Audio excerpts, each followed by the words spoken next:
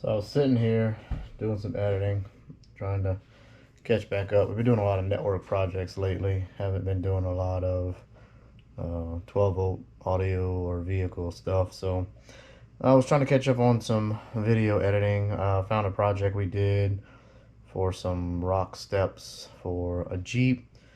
Unfortunately, looking at the videos, I'm not sure what happened to the intro. The first couple videos are corrupt, so I can't use those. So I'm going to put together what I got.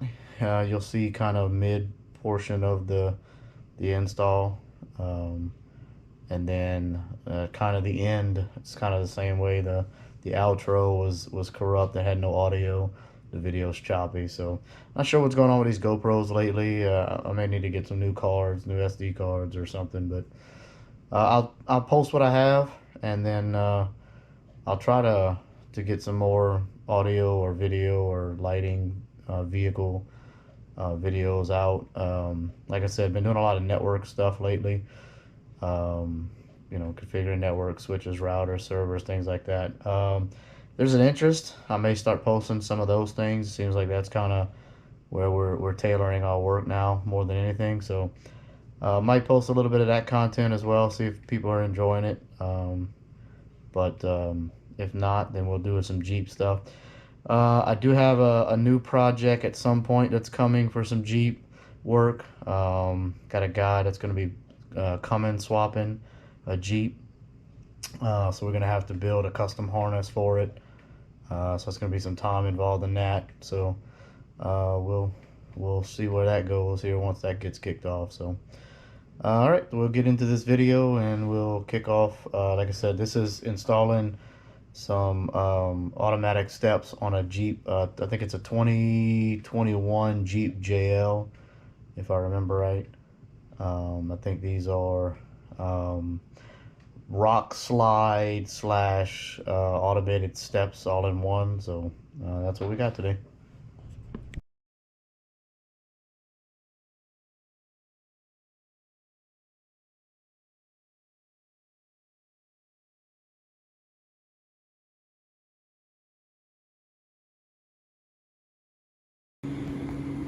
Alright, so per the instructions, tells you to attach the ground here, run your power wire over to your battery post here. So we did that, took the fuse out like it instructed.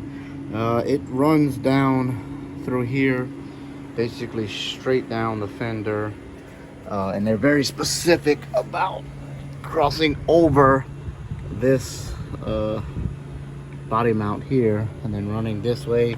You're gonna put this bracket in, a clip here to hold it with this bolt, and then it's going. Don't worry about that's all the rock lights. That's not on this. Then this wire is gonna run up and over the frame rail towards the rear passenger side. Once you get over the frame rail, you're gonna go up over at the very top through the cross member, and you're gonna attach it on the top of the cross member to get to the driver's side. So we'll show you that here in just a minute. Then after that, it talks about pulling the rockers. I just wanted to see where they were. And you're looking for these plugs under the rockers. You're gonna pop those out and use the grommets that they give you and pass the wires up, and then you're gonna be mounting your door sensors and magnets somewhere in this area. Wish this kit had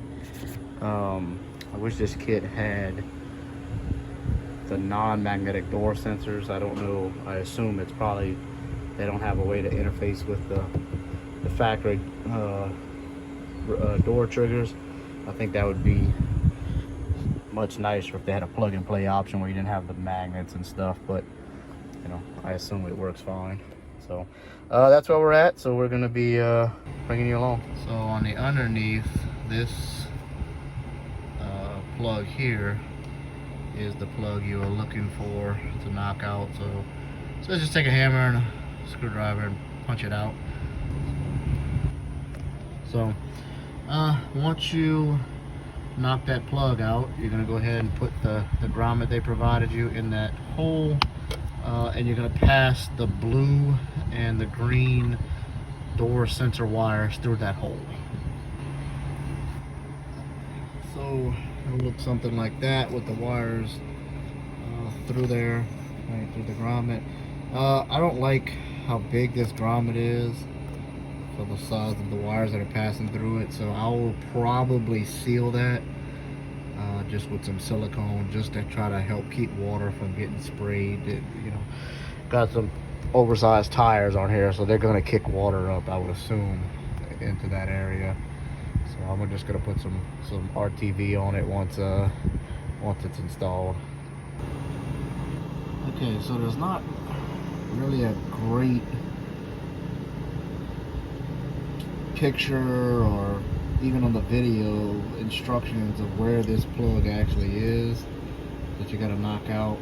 So all it mentions is that on this side the harness runs inside the vehicle under the rockers, but you know, it doesn't really tell you where.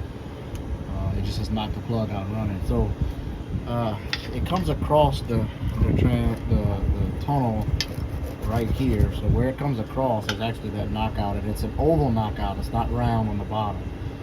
So it kind of makes you question if that's where it's going to go. But yes, the grommet fits nicely. It fits well. And where it comes out under the rocker on the rear side. But when you look at the video or the picture, they kind of show, I think they got the wrong side. I think they're showing still the passenger side in the picture because it doesn't match where it's coming out. Anyway, that's where it comes out. Now that we got this run, I'm gonna actually, now that I know this is the right spot, I'm gonna pull this trim out. We'll run the wires up the front like it wants us to. Once we got our lengths made up on all the sensors, then I'm gonna come back and I'm going to do the tie wraps that it's asking me to do across the tunnel and then down that side. So I'm not really sure what they got mixed up here, but picture wise these pictures don't make sense for the location. So this is obviously the front door, but it's talking about the rear door. Then it's telling you to put it here. So this must be a different model vehicle. This can't be this JL. I'm not sure what this is, but where this picture is from. Same thing here. This is telling you to install the front door sensors. This is obviously the rear door. So I'm not sure what's mixed up with these pictures or whatever. But they do have a video on their website, which the video was between the video and just figuring out what I needed to do. I figured out that this part is right. So you do need to put them here for the rear door. So you have to take this panel off, T25 Torx, 2 screws, pull this panel off, mount your sensor here, right? And then for the front, I mean, in the picture they show it, you know, a completely different picture, but it's actually going to go on the striker here, underneath the striker here on the B pillar. So I think it's just maybe a 2-door Jeep or maybe a different model, an older year, or a different model Jeep. I don't know if this fits a few different models or not. So that's what we'll do. I'm going to take this cover off. I'm going to clean this, mount that sensor here, and route it down this carpet like they want you to, and then down into that plug there, and then we'll mount the other one, and we'll do that on both sides. So that's how it looks once it's installed. So it just, like I said, it double sticks tapes right here, and this double stick tapes around, and you got to be very careful. They want you to run it right underneath this screw, so just make sure when you're running it, and you're putting the screw back in, you don't pinch the wire. Then I just followed, there's a factory harness here. I just followed the harness. I put a couple tie wraps. It doesn't say to, but I put a couple tie wraps just because I wanted to. And then it runs and it clips, you know, they clip together right here, and then it ties in with that harness there. Now, something I find very odd is I grabbed that sensor first thinking that they would be directional because that sensor fed out that way, but they're all 4 sensors are identical. So on the other side it's mounted like this, with the wire going out, you know, into the cab. Well, this one's gonna have to be mounted like this to have the wire going out into the cab. So it's opposite, so it's upside down from how the other side is. And I mean, there's only 4 sensors in the bag and they're all identical. So I mean, that's just the way it, I guess it's gotta be.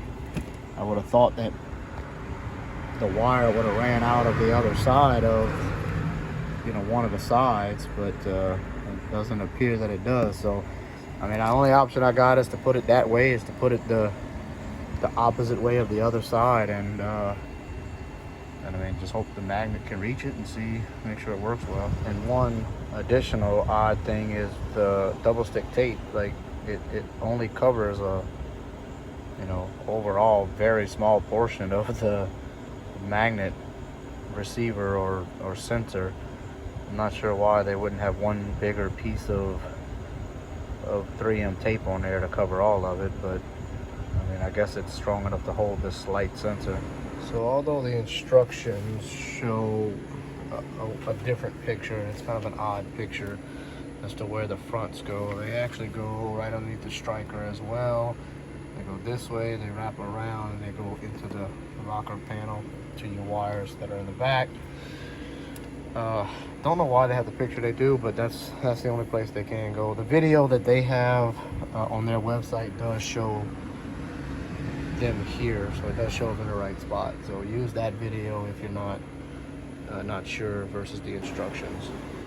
So for the switch wire, the kill switch, I think is what they call it. I'll pop this off, just trim off all the way from that back all the way to the front. It runs up behind the kick panel here. It comes out the top, and they give you a bracket. I've got to find the bracket. It's in the instructions. I just don't see the bracket anywhere in the kit. They give you a bracket that's going to bolt to this factory ODB2 port, and then your switch is going to plug into that.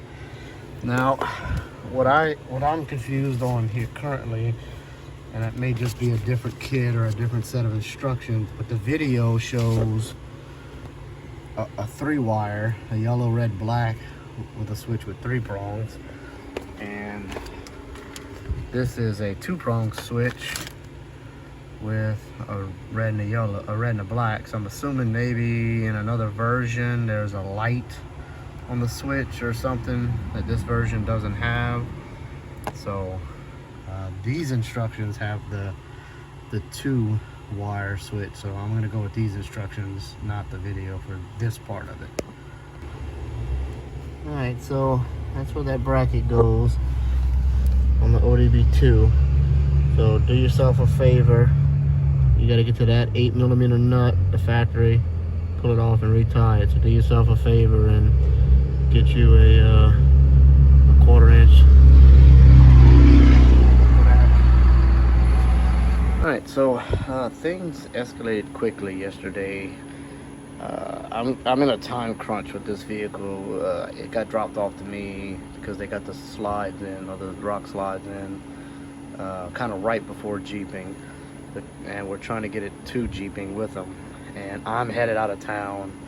They're going to be leaving for jeeping, and I'm headed out of town on vacation. So I had to stop with the filming. I just had to get steps on. So hurried up and got these mounted up, working on getting the wires, you know, the existing old rock lights remounted and tying up the wires for this. So we got these set up, so they're working, right? They're actually very, very smooth. I like the operation of them. They're very nice as far as how they motion. So got those mounted up, got both sides done yesterday. So now that they're mounted, I'm gonna go ahead and get them finished wired up.